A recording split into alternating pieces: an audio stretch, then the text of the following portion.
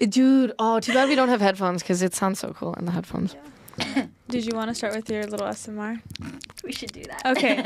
let's start with a little bit of an ASMR. Sorry, no, that's just crazy. It's like Squidward with a clarinet. Yes, Squidward. Ellie, were you too young for SpongeBob? I'm so sorry.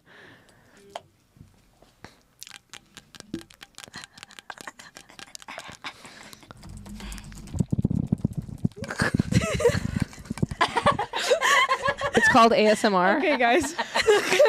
Christian. We're getting normal people. We're getting our switcher over here. We don't have to be medicated or anything. She says that while like literally stabs the boba. Yes. Do you know the boba trick? It's Okay, like it's the physics trick. Yes. Okay. Test if you guys actually got me Tara. Okay, It doesn't look like okay. Everyone, welcome for joining us. Thank you. It's a 180 Welcome Shift for joining us. podcast. Welcome. I'm Ellie. Tara, while she's eating. Oh, I'm sorry, I'm zoned out. And I'm Tara. Wonderful. Thank my you guys God. for joining us once again. What? You forgot to introduce me. Yes, we're gonna introduce you right now. Okay, and make sure to check out all of our social media before we get started at 180 Shift, as well as our website at 180shift.org. And of course, as our lovely guest has mentioned, she's here. I'm Chloe. I make fire tweets, and I'm trying to lose weight. Nice. She's like, I'm trying to lose weight, but Okay, I mean, Chloe, I have first boba. question. What do you think about the boba? You gotta Let me like take another drink. sip. I gotta take. You gotta like take it. You know, I gotta be but like a foodie. Gotta like. You know what? close You also my gotta eyes, taste the have boba. experience. You know, it's a really good size. It's like in my wine tasting, opinion. but boba tasting. Exactly. Wait, you guys are too drunk. Young, bro. Brain work. Don't incriminate me. I'm No. under 21. Yes, no drinking No, it's here. really good though. Like this is crazy good. Actually, taro was the first flavor that I've ever had Me of too. boba. Well, yeah, me too. I think I was like 4 or 5 years old when Mm. my cousins handed me her boba because I thought it was interesting looking, right? Like, And you so- were like, no, it was so I thought it was nasty. oh, really? Like the flavor and like when you're. I feel like it's kind of an acquired taste because especially when you're a kid, it's like you don't expect there to be solids in a drink. It's like when you're drinking milk and all of a sudden there's like a chunk that like goes down your throat. Yeah. That was like the experience for me. So it was like I swore off boba for a few years. You know until I was what? like 12. That was the same thing with me. I remember when I first drank boba, I was like, this is disgusting. My uncle took me to like a boba shop, which actually happens to be Bon Bon. Back in their old We're not location, which they closed down, sadly. But you know what? It was a really small location, so they needed to move. But it's delicious because now I literally consume way too much boba. Okay. All ASMR I get aside. all of my boba at 25% sugar now because I'm like, I can't Yeah. with this amount of boba. But we all got to make sure to put the mic like this. That's so right. The interwebs can hear our beautiful Wait, voices. is there?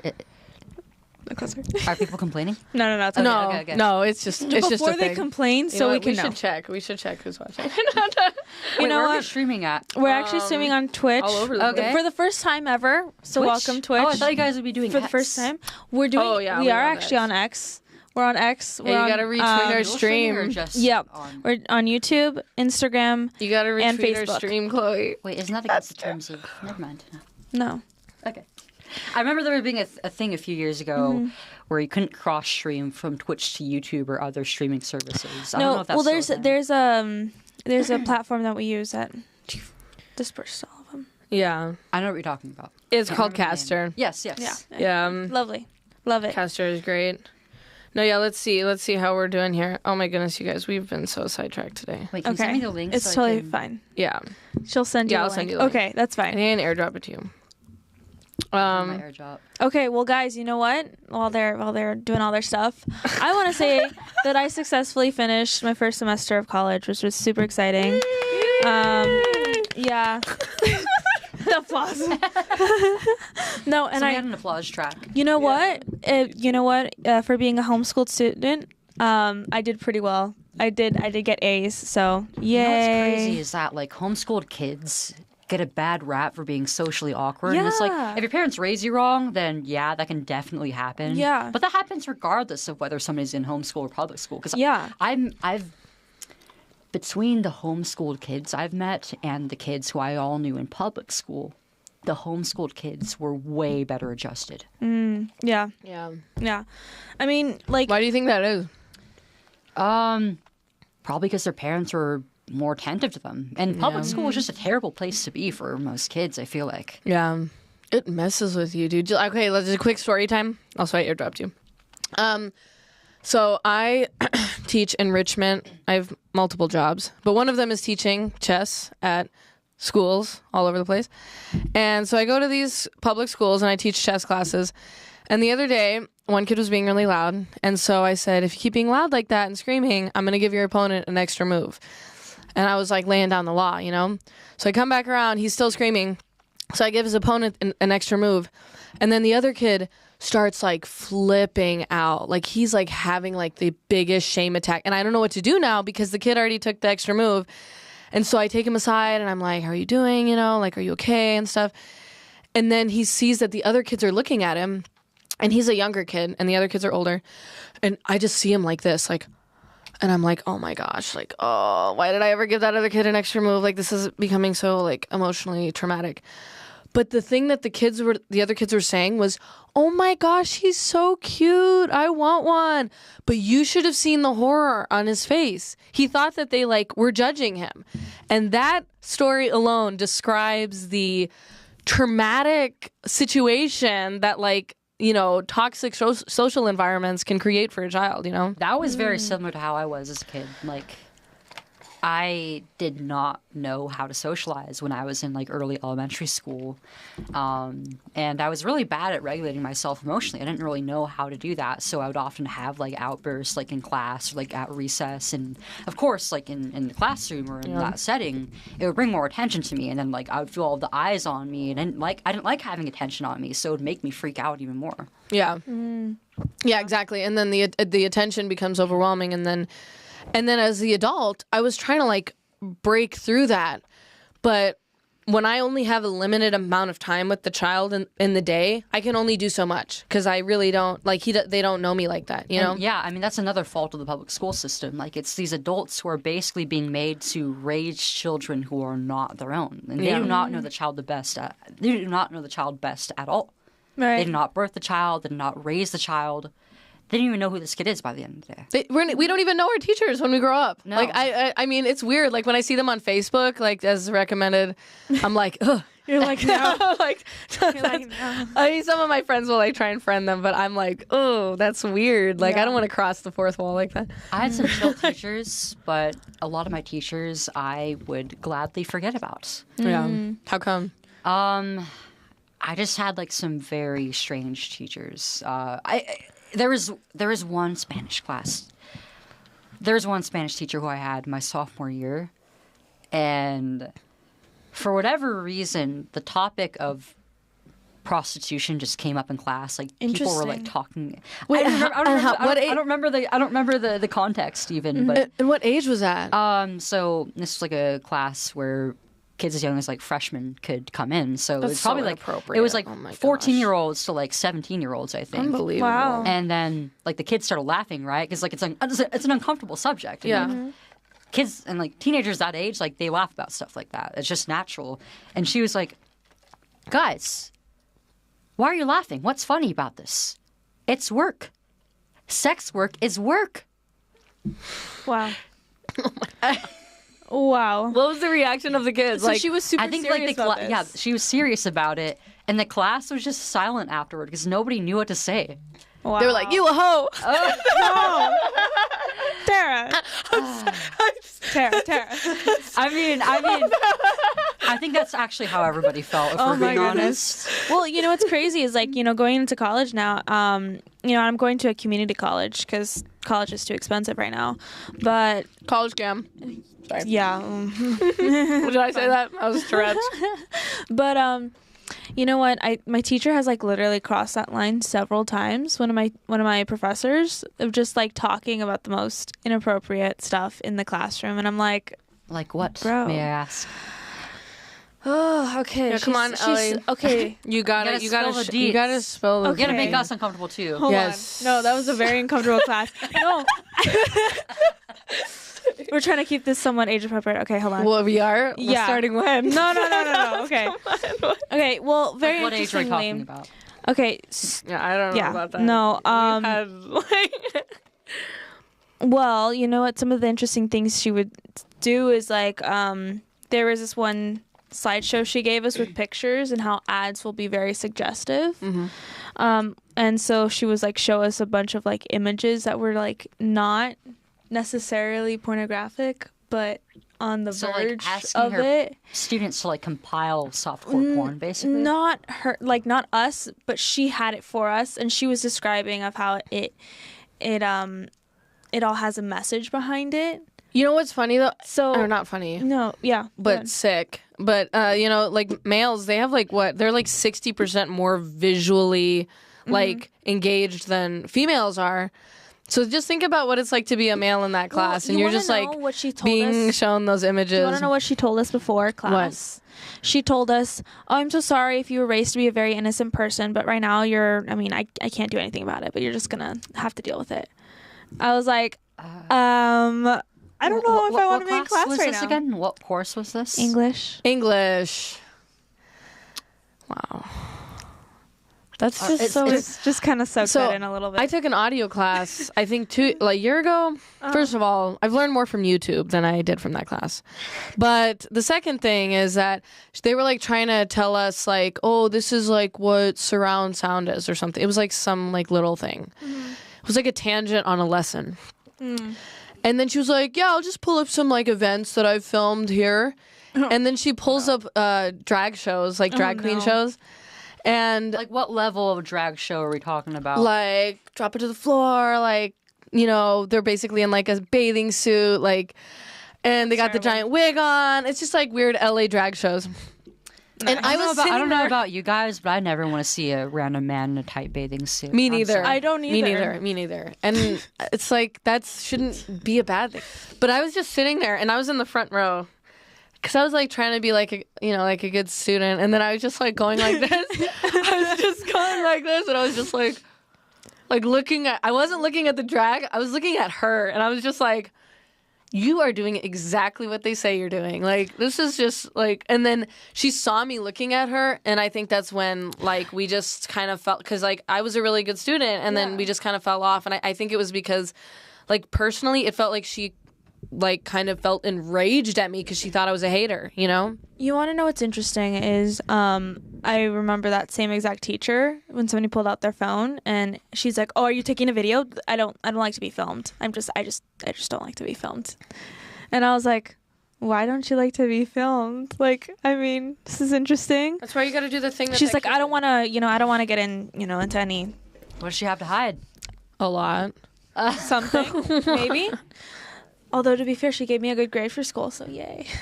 It's very good. Well, that's the Silver lining. thing. It's great. Yeah. But what? Well, that's the thing. Like a I lot of remember telling all my my friends, I was like, guys, I can't wait till this is over because this is happening like every week that something happens, and I'm just like, I don't want to be in this class. No, I know it. Like with Ray, like he, like one of his assignments for his English class was to write an essay on a poem called "Queer." It was a very gay poem, and we were like reading it, and I was just like, "This is unbelievable." And then he said, "Yeah, but I'm just gonna like cooperate because I don't want a good grade." And I was like, "Wow, yep, like."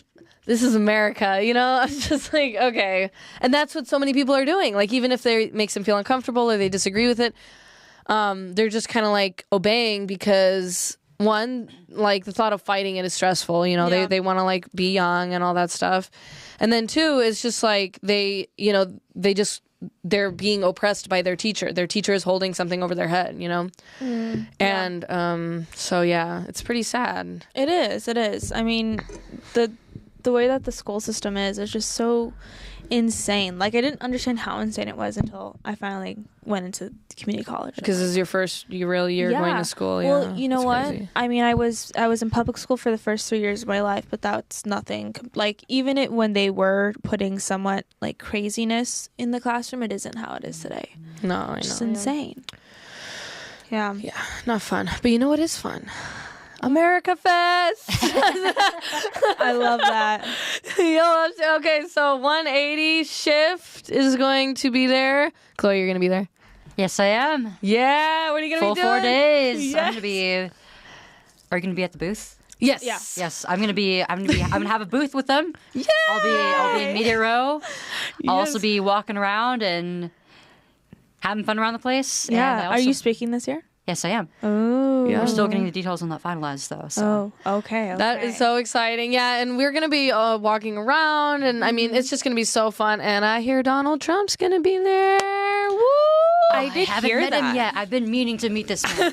And also Elon. That'd be crazy if Elon showed up to this. Oh my gosh, that would be maybe amazing. this year, maybe the next. Yeah, he should. I mean, he's got to come back to California. Honestly, like Trump should just send him back. Someone's got to come over here. Gotta drag him back. Yeah, well, We need him. Elon, we need you. They're gonna send someone like that. That's on the list of like it is because if we were our own country, we would have the 5th largest economy in the entire world. Like we are a beautiful place. We're paradise over here. Yeah, And no. Except for our leadership. It's the only thing. exactly. We're like a little dystopia. Exactly. And right now for governor, we're looking at what Klubeck, Stephen Klubeck, right? Kamala has already filed her intent to run. intentions, yeah. She's like, I'm intending to. And then, you know what? Who else? Didn't she like break up with her husband recently too? What? Did you hear about that? No, didn't her husband just divorce her? Divorce her? Who?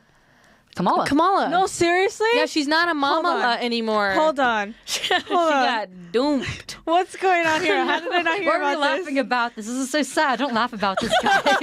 Yeah, no, I'm not laughing at all. That's insane. I'm sorry. It's just every time she it's called really herself- quite sad, actually. every time she called herself a mother, I was just like, oh my gosh. That's creepy. Now I was that is something that I have a genuine complaint Wait. about. Yeah, I was just like, what? Why? First of all, why don't you have kids? Like, you're so old. Like, this doesn't make any sense. What? It could be one thing you if know- she adopted, right? But Okay. she has never raised a child in her life. Yeah. No, she hasn't. Yeah, exactly. Who is she a child of? Is it her niece? Is that where the claim comes from? What? What do you mean? Like the child that she? Yeah. Why does she call herself a mother? Oh, because the guy that she married had kids.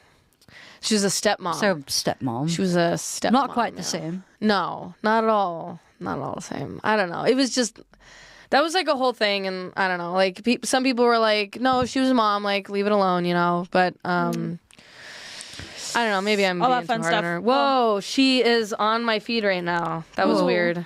My phone heard me. She heard you. Oh. Yeah, It was she- Kamala. Oh, Kamala on her phone right now. She Guys. is talking. Okay, libs of TikTok. Just in, Kamala is now calling for gun control after the horrific school shooting in Madison. Of course she is. Yep. Yes. Okay. And this was a female school shooter, yeah. right? That's unusual. I didn't know about that. It's like I the didn't hear people about can't that. handle being armed, but our police and our police can. Yeah. Yeah. This is crazy. Anyways, okay. Yeah, and it's true because somebody said this is just after Joe pardoned his crackhead son's gun crimes. Have you guys You seen know that what? photo of Hunter with the crack pipe? No. Just like wait. there's a photo of him out there that was leaked of him just like laying in bed with like a crack pipe, just like kind of like hanging out his mouth. He's like half asleep. Oh my god. What? It looks pretty peaceful. That man has looks spent pretty peaceful. more time naked in his life than he has clothed. No. I'm sorry. That's terrible. I- I just. You're no, bringing thank you. unpleasant imagery into my head. She's Anyone like, says stop. Hunter, I see the laptop stuff. It's just like No. it's like the Bell dog thing with like the dog thing. Man, I'm so tired. Guys, you know what we spent all day doing? Shooting a music video. Yay! I've never shot a music video before. I've never acted or been on a green screen set before, so it was quite a new experience. It is- Everybody says I did pretty good, so I'm really happy about Yeah. What were your No. thoughts? I'm curious. my thoughts. I had many thoughts. I mean, I don't know how much detail we can get into, but a lot of it is really like a callback to my own childhood. Yeah. And we actually had her daughter basically act as my little mini-me, like a past Chloe.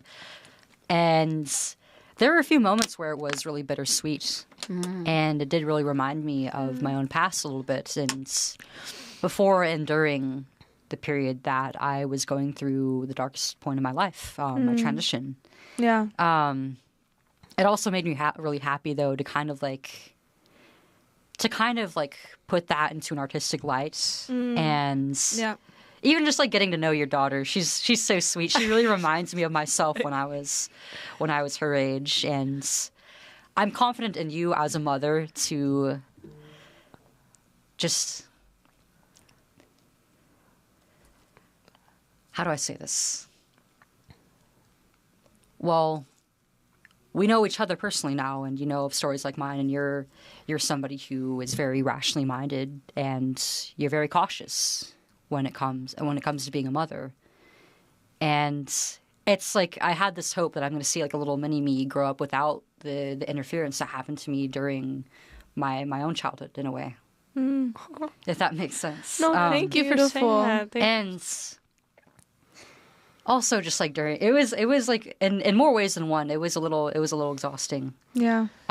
Emotionally a little bit, but also just like there were certain moments where we were like there were a few scenes where we were reenacting over and over again, either because like something happened or like we were like taking a new angle. So that was a new experience. Yeah, it's a lot, right? Yeah, definitely a challenge. The film is insane, you know, and it was, you know, the decision to have Phoebe act in that was tough, you know. I mean, I felt like I could only do it because, one, I'm like homeschooling her, you know, so she's like,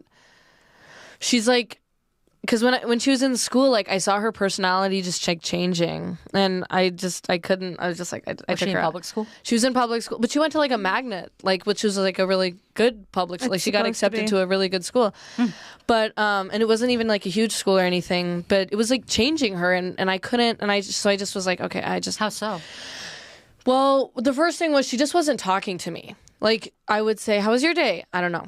I don't remember. It was just like just looking out the window, and it's like usually I had this happy girl who was like always down to pretend and always down to go on an adventure with me, and then suddenly she was just like kind of just like so zoned out in her world. It's like, what are you like thinking about? Like, what are you obsessing about? Like, you're not living in the moment, you know?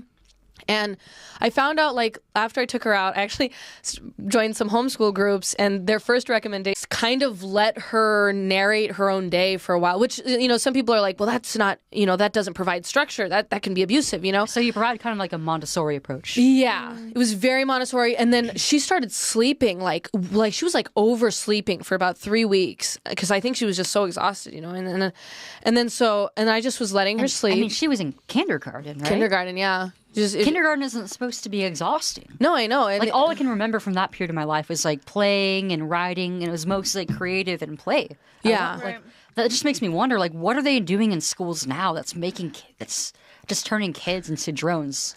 Like I had a very similar experience when I was going through elementary school, in public school, but that ended up being like in later grades than that. What do you know what was going on in her daily life when she was in public school? Of course, I tried to find out, but the thing is nowadays, and I don't know if it's like this everywhere, but it's definitely like this in LA, and it's like you drop your kid off, and they take your kid, they go, thanks, bye, mom, and then they like slam the locked door, and there's no windows there, and it's all. If you ask them, like, why can't I just come in and visit the class, and why can't I just...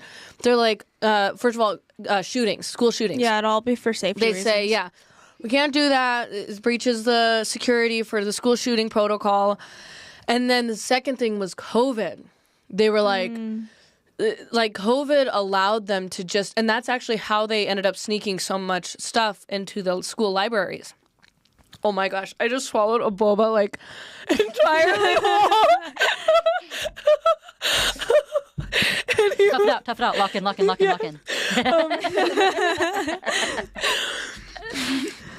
I'm so glad that didn't go down the wrong vibe. Yeah, so that's one reason. But then, you know, they try to like provide some like evidence of what's going on to the kid. So like I would get like stacks of paperwork of like practicing letters and like drawings and stuff, and they were like stacks, and Phoebe would be like, here's the stack, like, and I would look through the stack and it would be like, oh, okay, cool, like here's evidence that you were like doing stuff, you know. But yeah, like, even in kindergarten, I think most of her day was recess. But, when you're just like surrounded by a group of kids where like the only thing you have in common is your own age, and then suddenly they become like the biggest opinion that matters to you, like, I don't know, there's just something so like unnatural to me, like, about that, because like ever since we started homeschooling, I take her to like so many different like homeschooling groups, and I'm always there, and like I take her to chess classes and stuff like that, and yeah, like she's surrounded by so many different groups of people, so like and what I've noticed is she's just like consistently just more transparent, instead of like putting on a face like around certain things. And then there were also certain things that she was doing which were making me concerned for the future. Because, AB 1955 passed. That means that basically, like, let's take a scenario of a child who's like 12 or something like that. And let's say they've had a confidential conversation with their doctor to start puberty blockers. And then their parent doesn't know, or their parent's in the dark, or, whatever the case may be. And then they go to school, and then they go to the bathroom, and they dress up like the opposite gender, and then they play the opposite gender all day at school, and then before they go home, they go back to the oppressed gender, and then they go home. So they're basically living two lives. Well, basically, AB 1955, which is passed, it's going to be activate, I believe, in 2025. It makes it so the teachers now have legal protection over helping a child live that lie. So like a teacher is now a safe person in that scenario, to where they will help a child, like assist a child live that, live like a transitioned life secretly from their parents without ever needing to legally inform their parents. So that's what's active now. And then one thing that I was having with Phoebe was she was, I don't even think I think I figured out what it was, but she kept putting on her baby brother's clothes, like just kept putting them on, like over her own clothes. And then, I didn't really think anything of it. I think Ray noticed, and he was just like, oh, like, why are you putting on, Anthony's clothes so much, But, like, not making a big deal out of it, because it's really not that big of a deal. Like, okay, whatever. Right. Like, she's into his clothes. Like, who cares? But she just kept doing it and doing it. And then I just, like, was having a feeling of, like, oh, my gosh. Like, the teachers, like, the administrator, they're going to run with that. Like, they're going to just run with that. Because, like, I have zero trust for the system right now. No, yeah. I mean, the thing is, I feel like having a transgender identity or questioning your gender, things like that, I feel like for kids, and even for a lot of the adults, it's basically a form of play. They're curious about the opposite sex. They're curious about the experience. They're wondering about what it's like. There's a reason why you often see like the theater kids or the band kids or the more creative girls and boys or neurodivergent kids falling into this. Mm-hmm. They're curious. They want to learn about the world. Yeah. And how do children do that? They play. Yeah. So the child, or really their family, their parents, are basically being punished for their child playing, their curiosity. Yeah, exactly. Yeah, they're being punished, and they're being, I think, just taken out of context. Because, like, another thing that I realized, because I was like, I was like really thinking like, I think what I started thinking is she like seeing this somewhere? Like, I'm confused. But then what I realized was I always wear Ray's clothes. And it's just a habit of mine. And I did it ever since I was a kid. I would always put on my brother's clothes. I just always felt more comfortable. Mm-hmm. My parents never made a big deal out of it, so I kind of didn't even remember it. But I would literally wear my brother's clothes everywhere because I liked how they were baggy, and I liked how they were like, so that's I was a really like, natural stage for a lot of girls who have a lot of brothers or are close with their dads. Yeah, mm-hmm. And I really looked up to my brother, and I have a half sister too, but like I barely, like, I've met her like 3 times. Like, mm-hmm. It's literally so sad. You know what? I think that's just a normal stage that I think most girls go through. Even if they, like, for example, I didn't wear boys' clothes, but I went through a phase where I would like hate wearing dresses and hate anything colored, like pink. Oh my goodness! I'm convinced that even there's no such thing as like an original experience. Because the older I get, the more I talk with other women. I know. It's like, We're all the same. I feel like it is. And you know what? It's so funny because even now I don't like pink as much. I say this while I'm wearing this. I got this because I had to for a Christmas sweater thing, and it was the only option. Well, I love pink, and I'm kind of sad that I'm not wearing more. Now. No, I like lavender more. I'm more of like a purple. I like lavender. All right. Okay, but that's just my personal thing. Yeah. We're back to kindergarten, guys. But yeah, I mean, I think it's just such a normal thing. And kind of like you were talking about, there's no original experience. I feel like the more I like see on social media and people are sharing stuff, I'm like, wait, I thought I was the only one who did that. Yeah. It's like, no, it's not true. I mean, we're pathologizing the normal experiences of little girls and boys who may or may not be different from their peers. A lot of them are just going through normal developmental experiences like we're talking about. And even if they are different in some way, we shouldn't be separating them from the other children around them. They deserve to grow up not being told a lie about who they are. They deserve to grow up without their bodies being interfered with just because they feel or they act or they have different behavior. Yeah. Yeah. See, that's another thing. Like when I was in middle school, I was not interested in dating, and I was not interested in I had crushes on people and stuff, but I was not, like, when it came down to it, when my friends like started dating people and stuff, I was like, that's ridiculous. Like, you don't date at this age. Because it was always just like they're just standing next to each other. It's just like silly.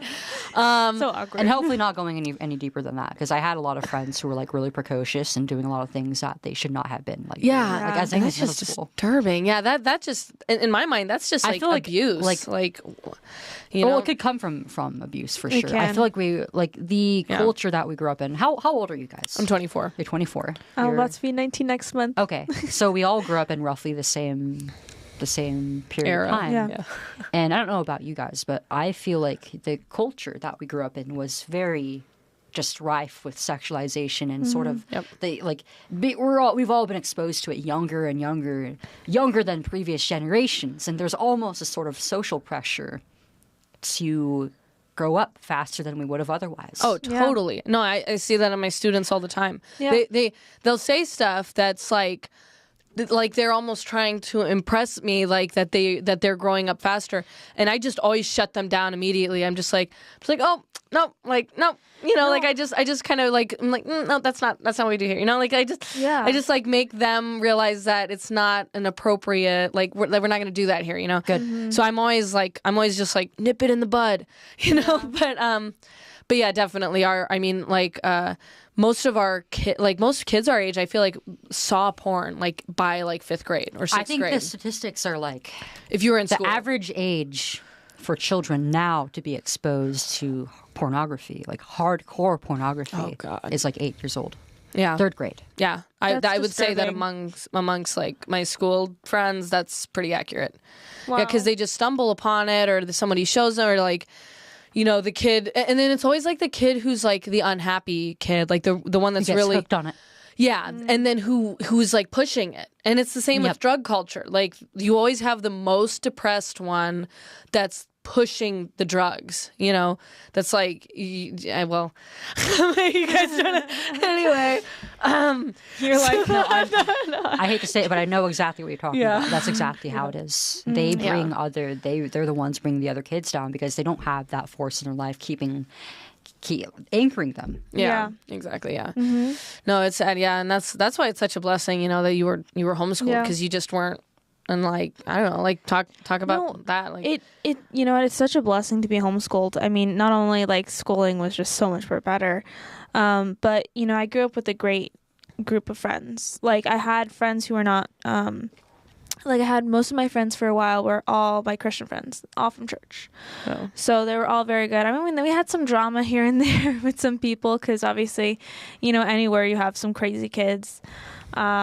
Definitely in middle school, we had a crazy time with people, but But I bet it was innocent still. I bet it was just like silliness. Like, you know what? For the most part, it was. There was this one kid I do know that, he's just was just getting into stuff. He's now in the you know what? He's now in the Marines, so good luck to him. Wow, and yeah. he became no joke. teen What are we father. saying about the Marines? Yeah, it's like one of the most difficult branches He of the went- military. Yeah, I mean, my brother was in the Navy, and he has all sorts of stories about Marines. yeah. Oh, yeah. Well, first he became a teen father, and then he went on to the Marines. So that's a whole entire different story, you know. But I think it's crazy because then I also had some other friends from, you know, a program that I do. It's a cadet program. It's a really good one. Most of the kids are like good, but they're not. None of them have like. They're not that good. It's more like a facade, right? It's like a very they're like good as in what? okay. Well, all of them are very high performing people, very smart, gonna go places. They already know what they're gonna do, like. They're going to be really well off in the future. Like all these kids are just super well performing, and I've grown up around them. So it kind of like helped me to try to strive to be very good. Also at the same time, kind of damaging because it's like, okay, I'm going up against people who are very smart. So, you know, it has its give and takes, but it's overall very, very good because it's just helped me grow a lot. But I think it's good to be surrounded mostly by people who are better than you by some metric. By a lot, because it does push you to be better. It does force you to like look at yourself and be like and evaluate like, okay, like what do I need to change to get better and become more successful in the future? Like, and you know what do I need to nip in the bud now? And I feel like not many parents really raise their children with that mentality. They don't want their kid to be uncomfortable. They don't want their kid to feel challenged. So they just kind of give them everything. But in doing so, you're also stripping them of a lot of opportunities. That's true. And you know what? That program, even though I didn't want to be there, my mom was like, you're going to do it. And I was like, okay. I mean, no kid wants to work. And you know Kids by what? default are lazy. It's true. Yeah, but they need it. You know what? Now today, I'm able to sit here and like talk in front of a camera and do things like that. So it's like, it was honestly best opportunity ever. But yeah, like we had one guest. He's like a billionaire basically, and he was like, you know, kids nowadays are like young people nowadays. They lack two things. He was like integrity and character. Yeah, with the voice and everything. Yeah, the Klubeck voice. But I always just think about that because I'm like, yeah, integrity is the lying thing. You know, we're just like tend to be dishonest, and then the character thing is like that need for constant comfort. You know, like I catch myself going on Instagram.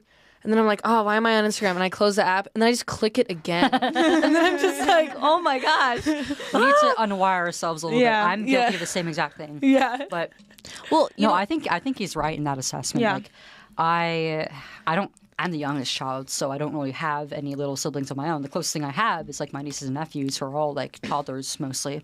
Yeah. But one of my close friends, he has a little brother who's like, he's a really bright kid. He's in homeschool. He's a little addicted to video games, but he's also like, he really loves doing sports and like helping around the house, just like spending quality time with the family, right? But a lot of his friends, like their brains are just completely rotted by like social media, having a phone super early, or like they're always on video games or some sort of device, and they don't want to focus on anything else. Like, he goes on like Fortnite, right, which is like his favorite game in the world right now. And I was gonna say, is it Fortnite? we all play it as a family. It's pretty cute actually. But every time he goes on, all of his friends are also on. Like, how is that possible? Like at all times of day, morning, midday, evening, late in the night. Yeah. Somebody's always online. Yeah. It's a problem. It's a massive problem that they have. It is. I think I was listening to a podcast the other day where the guy was saying that video games are the most, like, more than movies, more than shows, video games are the most influential thing on young men right now in America. And I was like, wow, that is so, like, and he was saying if you really want to change minds, like, or if you want to change the minds of young men, you know, Charlie Kirk, like, target video games. And he was just saying how, like, you know, I mean, so much of video games right now are like combat, you know, like fighting and that kind of stuff. Well, it's because, men want to do stuff, but they're stuck pretending to be warriors. They yearn for the wars. Yeah, I mean, do they? I don't know. No, I mean, have you not seen? Okay, maybe it's just the guys I'm around. Honestly, I feel like that's actually pretty smart because, not to sound nerdy, but I grew up with a lot of video games myself, and I think that when done right, they can actually be an art form of their own. They can have their own messages and be touching in their own way. What was that one called? Oh man, it was like the one with the story. It was like something fall. You would know. What is it? No, it's the one that's like, we are not like us or something. The Last of Us. I knew he would know. Yes, The Last of Us. Remember? Yeah, that one was huge. Like it. I liked it when it first came out, or when I first played it. I was like 11 or 10 though, so I don't remember much of it. But I never played the second one, but I heard that the second one, they really flopped really hard. They kind of like shoehorned like gay representation to it or something, or like trans representation, which scares away young men, which makes up like most of like the audience of these video games. Yeah, exactly. Like a lot of the video game industry is just becoming super woke. Like they're just like shoving in like these really like ugly monstrosities of characters. Yeah. Like why? It's like stray away from like so for a long time, right? For decades. Because the video game industry mostly appeals to young men, right? They would like, fill games with like sexually attractive young women, and then they're like, we've gone a little bit too far we've gone a little bit too far into that. Let's go all the way in the other direction and make them look like complete freaks. Yeah, and nice. Not. It's like, where's the middle? I feel like there's a middle ground. There needs to be a middle. Because that's but, a like, problem too. They're like trying to like put in like all these like stupid messages and like these social, like just pushing these social issues that men just don't care about because they naturally tend to lean conservative. Yeah. And I just don't get what they're doing. No, I know. It's they have an agenda, and it's just whoever's. But it's like it's not working. No, they're losing sales. No, I mean losing money. It's like the same thing in like Disney, right? Yeah. Like okay, the one thing that annoys me about Disney is what they've done. The one thing. The one thing. The number one thing for me is what they've done to Star Wars, because Star Wars is my absolute childhood. It's my all. The Christians like over here like nodding with me. Like I hold it very dear to my heart. Okay, and what they did to my poor Star Wars, I can't. It's just for me. That's my whole entire nerdy thing. Okay, it's Star Wars, and what they've done to it is insane. But it's also seeing that they're scaring away all the Star Wars fans. The true Star Wars fans are all like, what is this monstrosity? Yeah. Like that's the thing, and I love this quote. I do love this quote from Walt Disney, because if you think about back in the day, like what were some like really influential like kids movies was like Cinderella and Snow White. Snow White. Yeah, Mulan was one of my favorites. Oh yeah, she had like a message to it. And as a tomboyish girl, and as a girl who felt like she had to put on a mask at times, and like push away her femininity in order to be safe in the world. It was relatable in a few ways. Yeah. I feel like a lot of women did catch on to Mulan, but I think a lot of men too. Like I asked my boyfriend, he loves Mulan. Like it's his favorite thing ever. And that's adorable. Yeah, it is. Like his favorite Disney. He says Disney princess. I'm like, Mulan's not a Disney princess, but she counts. I thought she was. She kind of is. Yeah, she kind of is, but she isn't a princess. But everybody treats her like princess. Is she not like in the official like Disney princess lineup though? She is actually, okay. Which is funny. But she's not. Well, here's a. We all love her. She's our princess. It is. I know. So Walt Disney said, "Movies can and do have tremendous influence in shaping young lives in the realm of entertainment towards the ideals and objectives of normal adulthood," which is what, like, you take a movie like Cinderella. What is the message of Cinderella? Beauty is on the inside.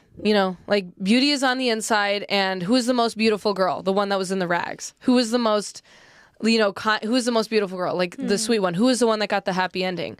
The kind one who was humble and was wearing rags. Who did you not want to be like? The stepsisters, the narcissistic, egocentric, comfort-driven stepsisters. That was just a story that, like, it was off of a tale that somebody Disney decided to tell, but the cultural impact, that it gave us normalcy, and that's why media is so important, Yeah. And so many young people are just going to podcasts right now, and they're just like so popular. No, I think also people like to slow down, I have a confession that it's probably weird considering I've been on quite a few podcasts by this point, but I don't find most podcasts engaging, actually. I can't really listen to most podcasts, like other than like maybe like Sean Ryan or Joe Rogan or Lex Friedman. I don't really listen to a whole lot of podcasts outside of that. I feel like it's just like listening to people talk and like have conversations and be friends, basically, which I think is where a lot of the appeal comes from for young people. Yeah. Like a lot of us feel like we're alone, like we're isolated in some way, especially in the post-COVID era. Yeah. And Yeah. they basically replace that by just listening to people like us, just talking to each other. No, I know. Yeah, like I used to love during COVID. I loved Ben Shapiro. I was like totally hooked on it. I was just like, oh, I gotta listen to my Ben Shapiro today. And then and now I mean I'm not into it, but like I'll be around my friends or Ray's friends, and they're like they just have podcasts always going. And so that was actually when I was like, oh wow, like this is a thing. Like, you know, young people are really, they just want to hear those conversations. I've actually reverted more to sitcoms lately. Like I'm really into Friends right now. But what is Friends? Like you're just watching people be friends. Like, you know? You know what? For me, podcasts are all the murder and true crime. That's it. That's what you like. Those. Okay, what is it with like other young women and true crime? I never got that. I Like, love it. I knew so many girls in school and online who were just Mm-hmm. like super obsessed with like true crime, like Jeffrey Dahmer, or like school, like the school shooters or whatever, and like going like really deep into their stories. Where does that come from? That's a really good question because I have zero idea. I just love like I love being like a little detective. Like and I also love Agatha Christie books too, which also is in like I guess the true crime sort of mystery. Agatha Christie, she wrote Murder on the Orient Express, which is a pretty famous book. But it's like she wrote a lot of like mystery, true crime sort of stuff with her own like Sherlock Holmes kind of detective, where he would go and like figure out who the murderer was. And so it's a pretty cool like, you know, classic. All her books are classic because it's from a while back. I don't know what years, but it was pretty. I like that stuff. I've always been fascinated with mysteries because like there's something we don't know about them, and it's really fun to like, you know, hear about them and then speculate what happened. It's just for me, you know. Yeah. It's pretty interesting, but yeah, and I feel like. I don't know why this popped into my head, but I feel like the reason why so many young women gravitate towards true crime is because, like, we're the sex that doesn't really deal with, like, violence. Yeah. So, and in a way, I feel like a lot of us kind of have a proclivity to be curious about it in a way that's, like, distance away from it. Right, because in a way that's safe. Most of the you know, serial killers have all been male. Probably most of them. All of them. Almost all of them. Yeah. Not all of them, almost all of them, yeah, have been male. And it's pretty interesting to see that. Yeah. Definitely we're a lot more of the calmer, although it can be violent, but not as I could tell you I mean, if there's not one as, thing as that. I was on testosterone myself, and it radically changed my personality and even my behavior in the way that I thought and and experienced emotions. Yeah. And obviously, I was like not on the level of a serial killer, but I felt like I was going crazy while I was on it at some times because I don't know if it's like a universal male experience, but I feel like in some ways it can be because testosterone obviously influences like sex hormones in general affect so many different parts of our behaviors and our cognition. Yeah. And it made it much more difficult for me to process negative emotions, particularly sadness and isolation and loneliness and anger in a healthy manner. And the role that a lot of young men are in socially, they're actually quite isolated. They don't really have much room to really get intimate or close with the other people around them, even other young men. They don't really feel like they have like a shoulder to cry on or people that they can really rely on for the most part. I don't speak for all men, and obviously I wasn't actually a man for myself. Right. But I feel like I can see why some men who have been so isolated, who are fundamentally different in some way from their peers, or feel like or grew up like in abusive or like difficult households, end up becoming like killers and shooters and such. Yeah, because of the emotions, like being able to process that. Yeah. And we really are in a mental health crisis.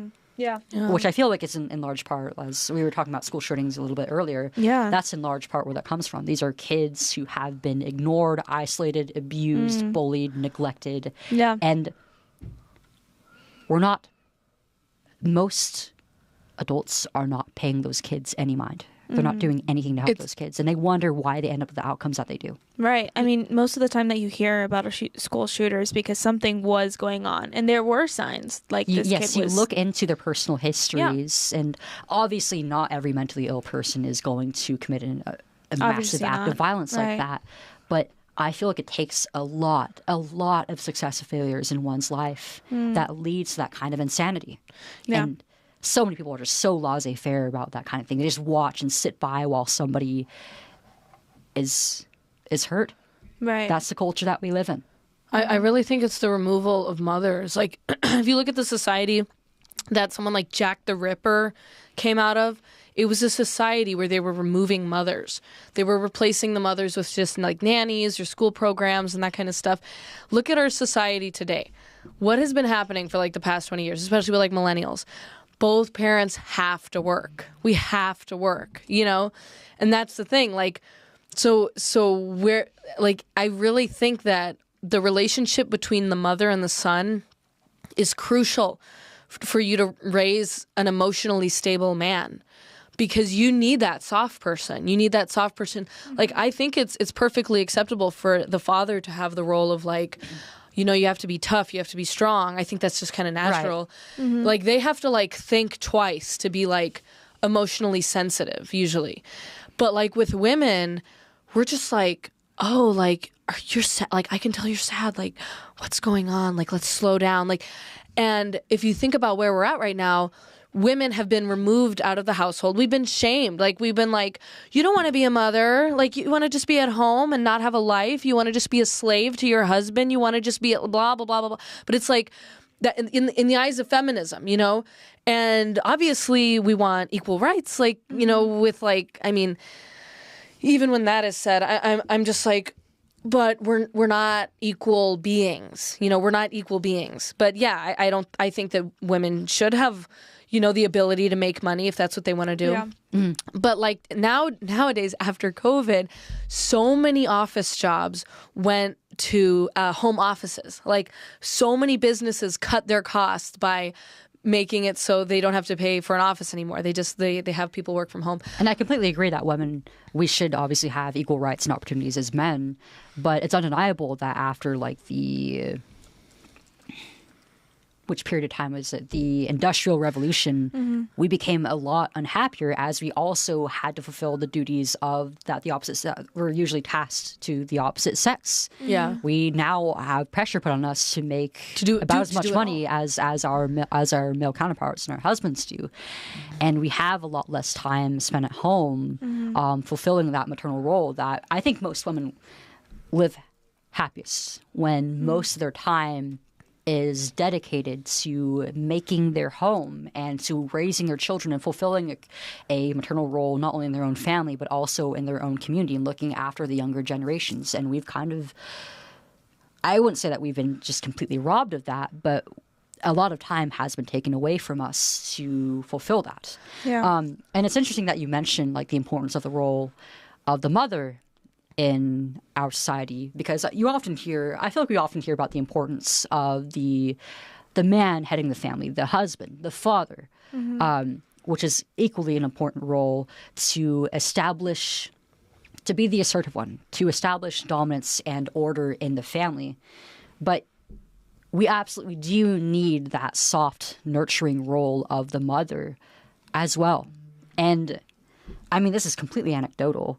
I haven't really read anything about this, but I find that a lot of the most successful men that I know of, both in my personal life and like celebrities and such, even if they don't necessarily have a good relationship with their father, they're always very close to their mother. Their mother is a reliable person who they can fall back on. Yeah. Somebody who they can go home to or talk to over the phone and talk about their struggles with at the end of the day. And in the perspective of a mother, it's like, oh, like, you know, the mother is usually like, oh, hang on, my son's calling me. Like, even if it's like the adult son, it's like, oh, hang on, like my heart is calling me. My heart that lives outside of my body is trying to reach me. Like, I need to, you know, because I mean, that's, and it's funny too, because like, I have a boy. I'm so glad I have a boy, because it's just so funny to see the different perspective. And actually, we were talking about testosterone. When I was pregnant with him, you know, I had all this testosterone flowing in my body. And I felt insane, like, most of the time. I was like, oh, like, and with Phoebe, I was always crying and hungry. And with Anthony, well, I craved a lot of like sugar with Anthony, but I was so angry all the time, and I was aggressive, and I was like, and oh my gosh, it was so funny. Like, I remember one time I was probably like 3 months pregnant or something. So that's when like the hormones are like really peak or start peaking. Or I don't know, maybe someone would correct me on that. But anyway, I was at a restaurant, and then I was just like thinking about ordering something, and I looked up at the waitress, and I just like felt so turned on all of a sudden. And I was just like, what's going on? Like, and then the waitress was like, do you need anything? And I was just like, and I was like, what's happening to me? And I think it was just the testosterone, you know? Like, I think it was just like... That's crazy. Yeah, like, I had to, like, get used to it. I was like, this is what you guys deal with? Yeah. I was like, oh my gosh, this is torture. Like, you just around, you know? Like... No, that's the thing. So much sympathy. That falls back to the thing you said about men being visual creatures. Yeah. It's absolutely true. Like, you just had a little dose of that. Imagine being a little 13-year-old girl... Yeah. On massive doses, mimicking that of adult men, their testosterone levels. Yeah. Oh my horrible, gosh. absolutely Wait, horrible. they gave you the Oh my did they give goodness. you the doses of like of a average male, like adult? I mean, I'm actually not sure. I don't remember my dose or like my blood levels at the time. Do but they do that for children today? Yeah. Wow. Yeah. I mean, Gosh. I mean, the whole point of putting them on the hormones is to mimic basically the experience of being the opposite sex, not only cosmetically, but also, I mean, the focus is cosmetics, but because hormones affects behavior, obviously, then you end up like thinking sort of like the opposite sex as well. Yeah. That's abusive. That's abusive. I feel like this, I didn't know that was actually a thing, though, that those hormonal shifts when you're a mother are so strong that you actually like go more towards the way of whatever sex of the baby you're carrying. Yeah. And it makes me think like, yeah, it was weird. And then when I gave birth, it was like I went back to normal after. It was really weird. It was a crazy experience. I feel like not only because of that, but also because like you're watching children, you in particular you're raising two children of both sexes. Yeah. You're seeing the differences from a very young age. I feel like mothers fundamentally just understand the difference between male and female because of that. Yeah. And you'll notice that a lot of these activists who push, or these politicians or these other people who push for the transitioning of children, they never had children of their own. They don't understand what it's like. They can't sympathize with a child. They don't understand what it's like to be a child or to raise a child. And sometimes they do. So it doesn't hit them just how cruel this is. Yeah. Yeah, exactly. Or they do, but they just don't care. Or if they're There are a just lot like of eyes wide self-hypocrites. shut. Like they're just like, it's right in front of their face and they're not looking at it. You know, like it's... And it's completely ideological indoctrination. It's going against our own instincts, and they're looking the other way. Yeah, exactly. Yeah. Exactly. It's awful. It's awful. Well, that's why your story is so important, because it's like your story just breaks their narrative down. Because if the whole thing is, if you don't transition, then you'll become suicidal, which is like the biggest, that's why they make it deadly. Which I didn't actually believe at the time. I didn't know that that was a narrative. I just believed that I had the brain of a young man, and that's what was causing my gender dysphoria. I thought that I had a real physical condition that made it so that my body, my reproductive system was one sex, but my brain was another. I didn't know about suicide rates. I wasn't suicidal myself even. It was the doctors who told that to my parents. and I was without them, so I couldn't refute them. But I can't imagine being 12 or 13 years old and being in the office and hearing from my own doctors that I would be suicidal. Interesting. If it weren't for me going on these treatments, probably would have made me worse if I knew about that narrative. But for my mom and dad, it was just such a devastating thing to hear, because no mother, no father wants to have the experience of outliving their own child. Yeah. Especially to suicide. Oh God, I know. Yeah. They push that narrative hard into my mom and dad's brain. Like, Yeah. not only during therapy before I went on hormones, but once we got to the point of surgery and the consultations for that, they said it again. They said, even as my mom and dad were pushing back. A lot of people get the impression that my mom and dad were just wusses and that they should have fought harder and that they were just senseless during this time. No, they didn't believe that I was transgender. They didn't believe that I was a boy or their son or anything. They just wanted me to be okay the whole time. They knew exactly who I was. They knew that I was a tomboyish little girl and that I was just having an identity crisis and probably some struggles with my mental health. But they tried to push back. They tried to find information on the other side of things that just wasn't available. They asked the doctors like what the risk would be for me in regards to regret and detransition, if there were any alternatives for me, why I could just wait until I was 18 Right. and at least legally of age to make these decisions, right? And they just kept being fed that same lie that it was life or death for me. Were they by any chance like threatened almost in a way, like if you don't do this? The telling parents that their child can die if they don't receive treatment. Well, I mean, if it's true, then it's not a threat. But if there's no basis in a doctor's claims of that, it's absolutely a threat. Yeah. They were threatening mom and dad with my death. Wow. That wasn't guaranteed to happen. Yeah. Oh my gosh. But Yeah. I actually got closer to death the deeper that I went into transition. Then I became suicidal after I started the testosterone. Then I wanted to take my life because it was hell every day living with a mask on every day, trying to acclimate into a role that I was not built for. Feeling the affirmation and the initial excitement go away after a year or two, and then wondering why I still felt like there was something wrong with me. And then eventually the regret coming in post-surgery. I was very close to taking my own life.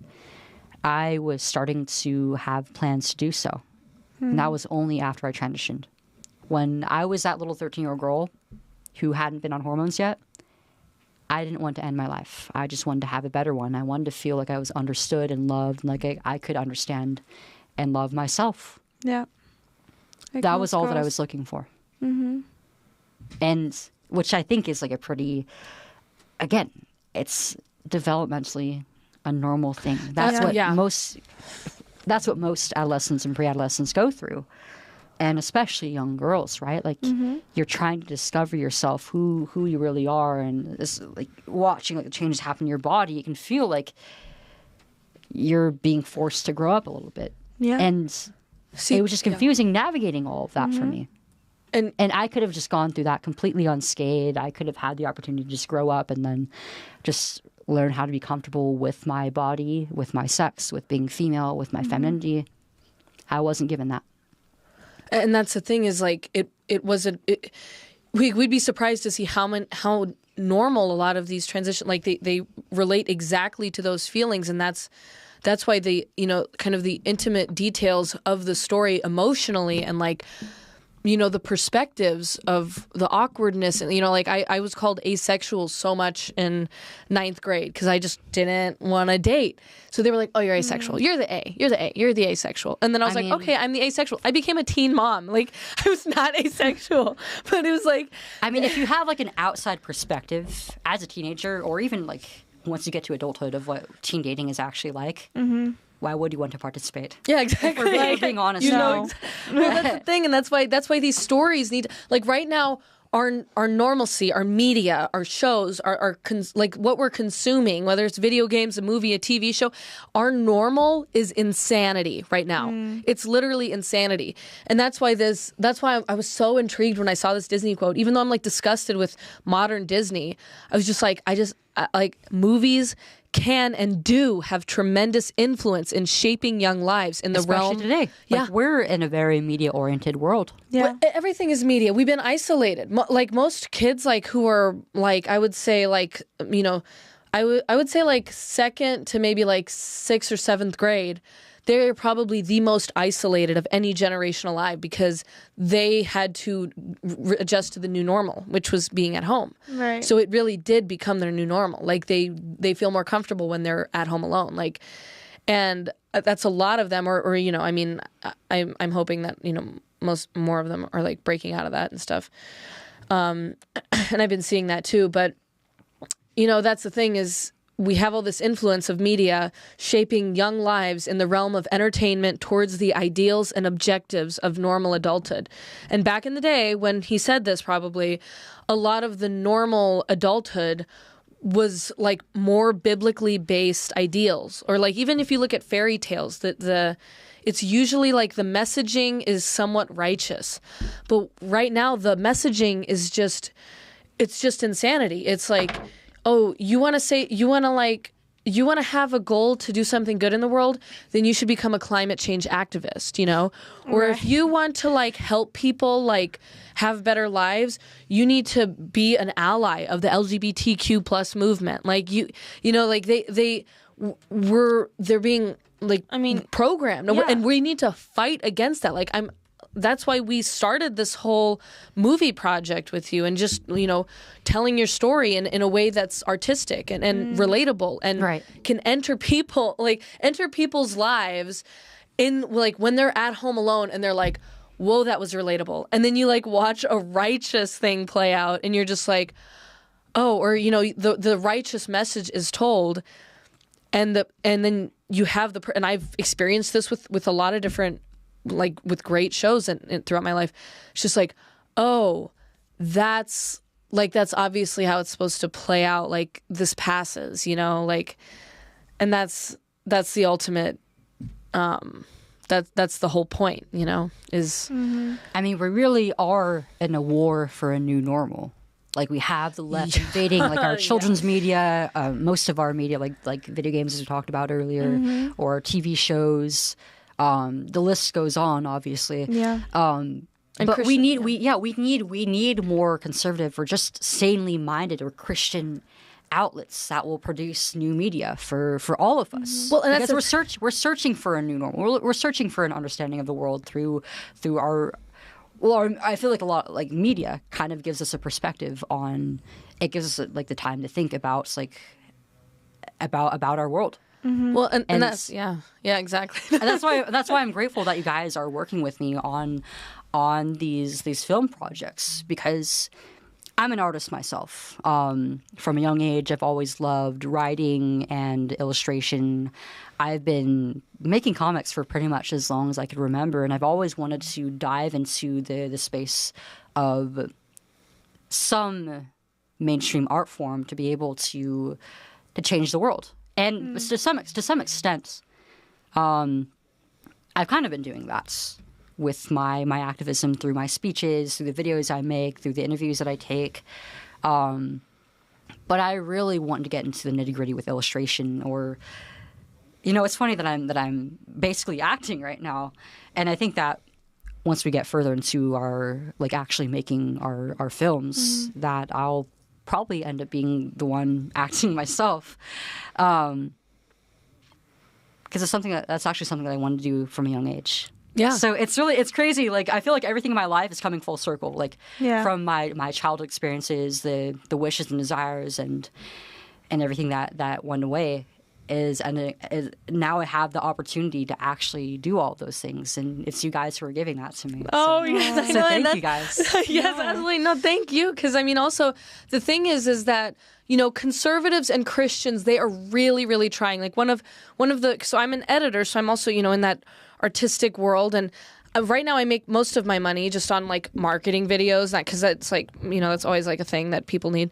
And but one of the first big things I did was I interned for The Chosen, which was a completely that's sick. crowd. Yeah, and I'm still like, Wait, what were you doing? Exactly? I was an intern, so I was sitting with the editor while he was going through the footage and everything, and he's like a good friend of mine now. In fact, he was going to come by today, but he had to go to Texas, so he had to fly out. Shout out John Quinn. I'm sure I'll meet him at some point. Yes, yeah, but it's like he's, if you look at the story of The Chosen, they broke through the elite, and they're on Disney, they're on Netflix. It's pretty mainstream. Now. It's crazy. It's mainstream, so they broke through.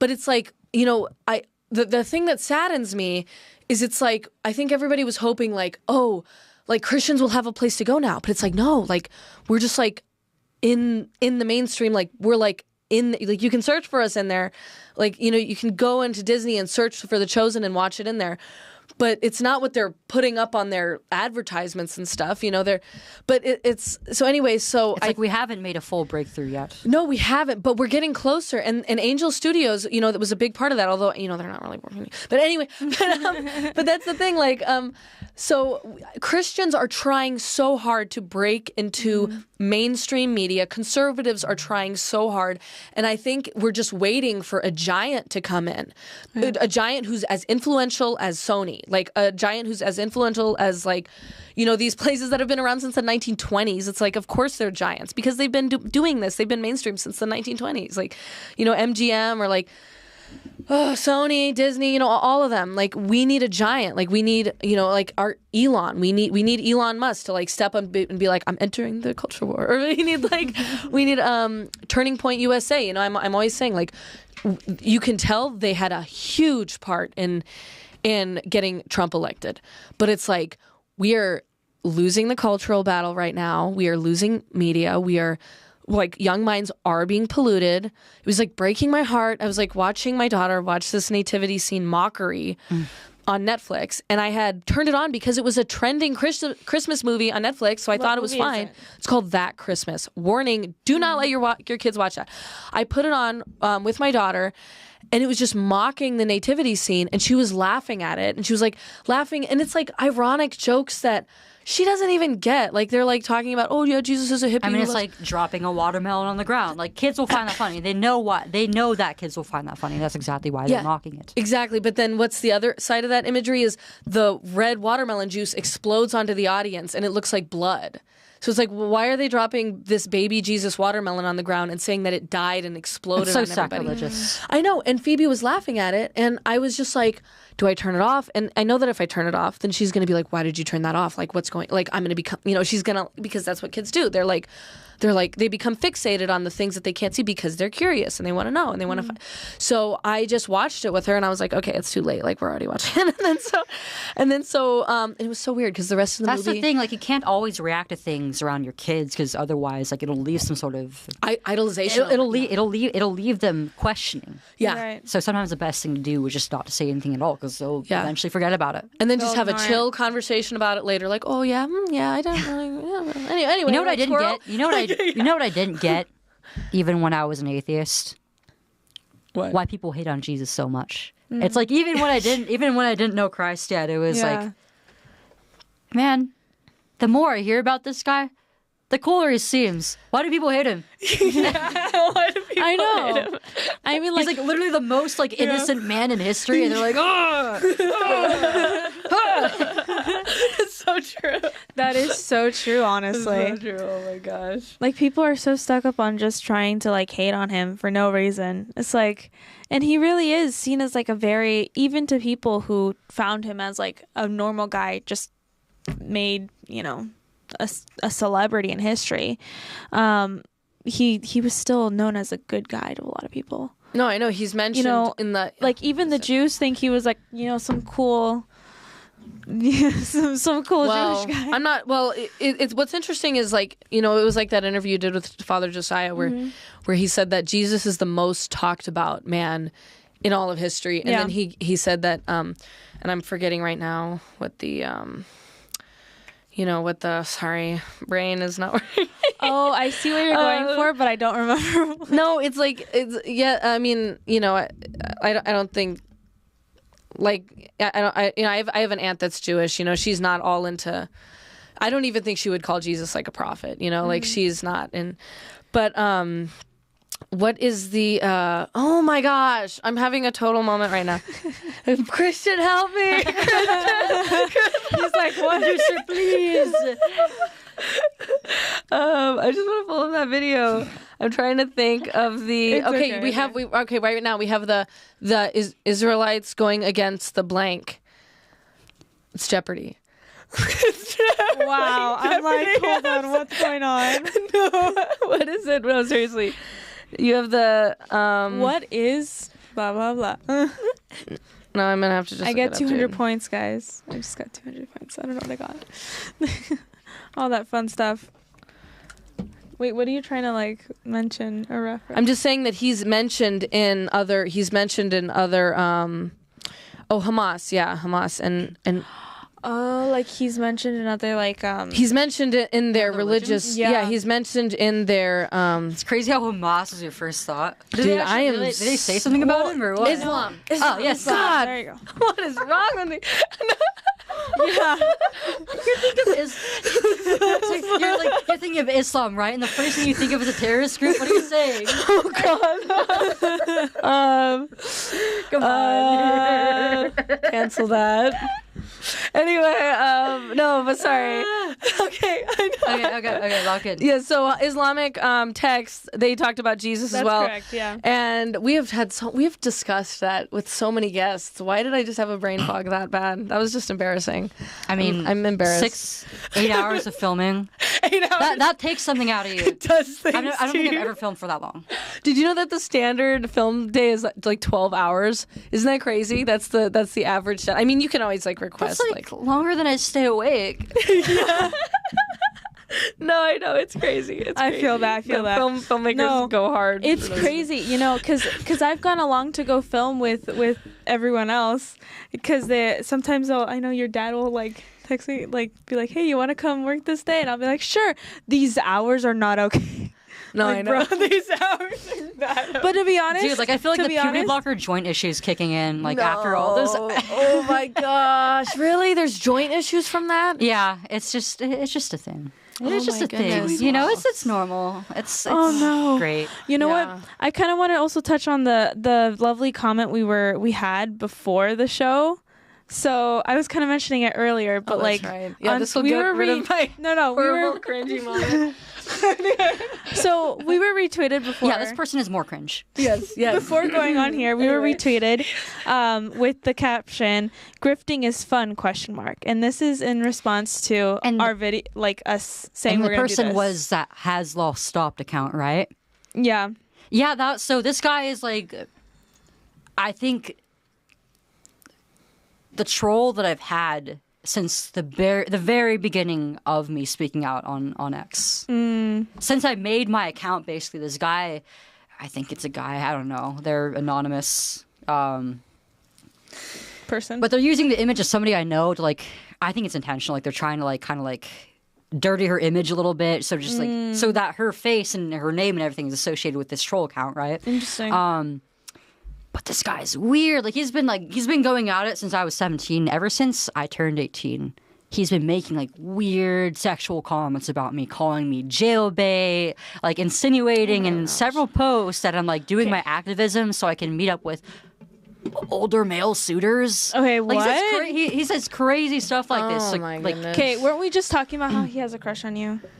that's He probably does. where it comes from. He's A lot of he's these just people- obsessed with you. Yeah, but now I feel like a I'm lot of these starting people who like hate me, It's like it comes from like a weird like sexual or fetishistic place because Yeah, or a lot of them like they actually like sexually harass me. They make like really nasty comments. And Sometimes they it's even like threaten to like rape me and stuff. oh my god! That's And what are they terrible. getting out of this? Like, seriously, what are you getting out of this? Like, Probably are some you- weird like gratification. These Yeah. people, we have to remember these people are not well. Yeah, it's true. that's true. Well, then here's our opportunity to tell them about. But I like how they included question marks at the end. I know. Is grifting fun? Like they're What's not with the really they're not grift? sure. They're not sure about themselves. Like, Is is it it? fun or is it not fun?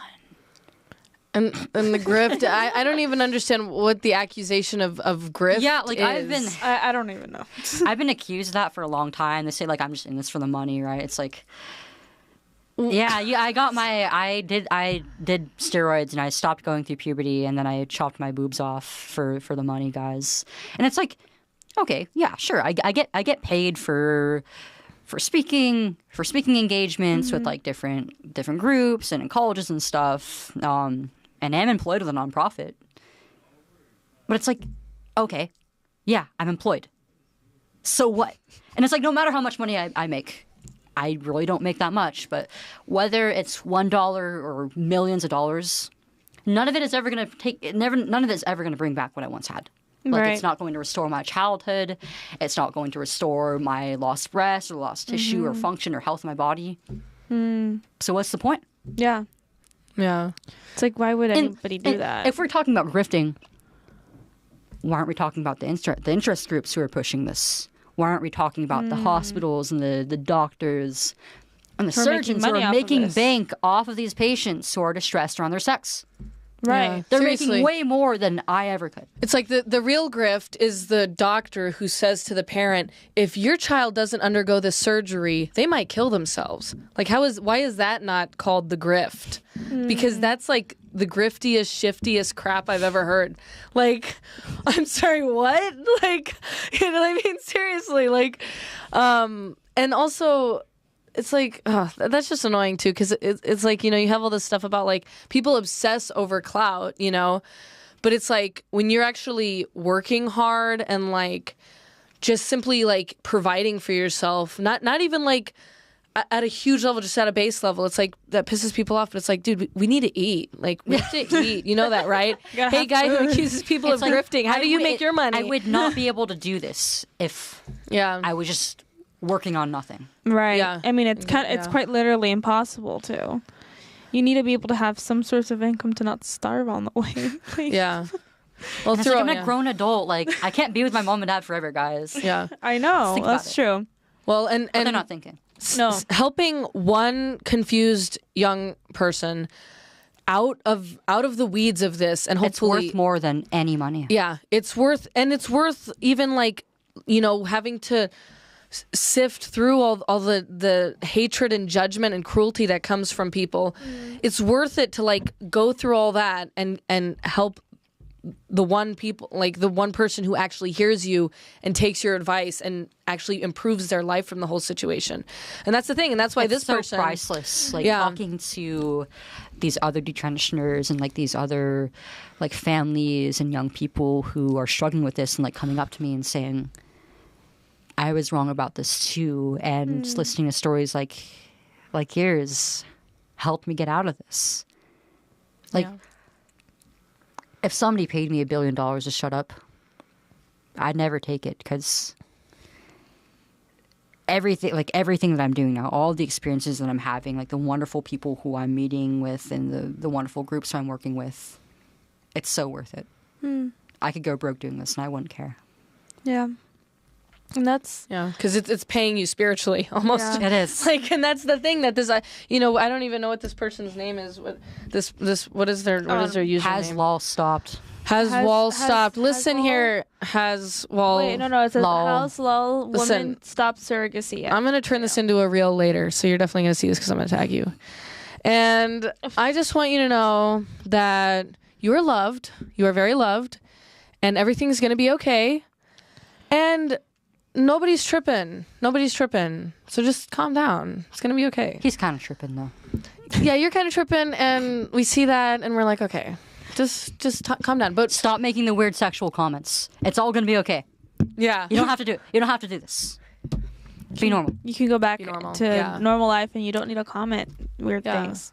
and if you relax, you're gonna have a good time. Oh my goodness, it is 9:00. Oh my goodness. I gotta get home. I need to go on. Been up for how long? Yeah, too long. Hold on. I need Definitely to dream. more than 12 hours. Yeah. Yeah, probably. What time did you guys get here? I got here at 9 a.m. Very nice. Geez, I've been here. I think 9 or 10. Yeah. Yeah. Okay. So we're probably gonna wrap up, and we're going to AmFest. I'm driving there tomorrow. True. I'm driving there. I don't know. media what- booth. And I'll be there, and I'm speaking. Yes, we have a And I'll also be at the huge booth. yes, and we have a huge booth, and I believe it will be in the exhibition hall. Yeah. Well, it's supposed to be Media Row, but then they sold too many. I don't know what they did. Yep. But I love It's AmFest. huge. I love It's like it's gonna be hard to USA. miss. It's a big booth. So It's gonna be a big booth. yeah, it's a big booth. Okay, so it's a BB. Okay, get me off of the microphone. She's like, she needs to go to sleep. It's I okay. need to go to sleep. Yeah, I get need off to the go. mic and put on some sleep. Yeah, but no, I'm so happy to be able to be here with y'all. I'm kind of like on the back end. I don't know if you guys want me to do something. I'm just okay. And we'll talk about this later, man. But yeah. We've all had like very little sleep, I'm sure, here, and even Christian, who's, Dude, I've been who's helping tossing and us turning. out. Yeah. Yeah. For weeks at this point. Yeah, No, same. I just wake up so many, it's so bad. It's like, what is going on? It is. But thank you so much, You get guys, it, Christian. You get for it. joining us and for accompanying us on this little crazy ride for And we're gonna a stop podcast. yapping now, but when you see us at AmFest, we're gonna be yapping the whole Continue. day. Exactly. Yap with us. Come yap with us. Yeah, exactly. If you're gonna be there, come yap with us, okay? But yeah, check us out. Our social medias at 180 Shift, and make sure to follow us there because that's super helpful. And okay, also the funding for the thing. What's the Yes, and also Chloe, give a shout out for your socials so people can follow along with My your journey. socials? Yes. So I am Chukol, CHOOO. That's 3 O's, COLE. Chukol on X, Instagram, and YouTube. You could also probably find me by looking up Chloe Cole. If I'm not shadow banned, again, on Instagram. Again. Yes, thank you so much. And if you want to support our stories that we are going to be sharing that are about Chloe Cole's God. Language. Okay, I'm going to edit this part out later. No, I'm not. Okay. If you would like to join us in our journey of telling Gen Z stories, testimonies of people leaving the woke movement. And we have a wonderful story of sharing. Oh my God, what is wrong? It's okay. You Ellie, got I it. need You your got help. it. Got it. I need your help. Okay, take 3. So, listen, we need to get a hold of a giant, okay? Giant, Elon. Oh God, I'm just cringing at myself now. We need a giant Elon. We need a giant Elon. Oh, that would be awesome. A giant Elon. No, seriously though. Okay, so we just spent all day working on a music video telling an artistic story about Chloe Cole's testimony, and we want to continue doing that, basically. We want to continue telling her story because it is powerful, and if you would like to help us, go to yougreenlightit.com. Wonderful. Okay. Wait, is it you as You in did it. as in you, like- or you as in YOU? YOU, like YOU. you greenlightit.com. because you guys are the one doing it, and we couldn't do it without you. Yes, yes. But I promise, guys, most of our we were a little bit more professional. Just check out our last episode. We were doing great. Hey, we don't need to be professional all the time. It gets kind of painful being professional all the time. It does. It does. it is. I'm It's afraid. great having fun though. But yeah, thank you so much, and we'll definitely catch y'all next time. Bye. Bye. ASMR. Oh my goodness, that was so cringy. That's okay. It's No, okay. that's how it should be. That's how it should be. That's how live should be. Yeah. Yeah.